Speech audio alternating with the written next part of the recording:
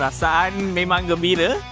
Syukur sebab dapat menang perladuan ni dan bawa balik pulang 10,000. Sampai sekarang saya tak boleh percaya yang saya lah pemenang. Pertandingan ni saya sebelum ni follow page social media PTPTN.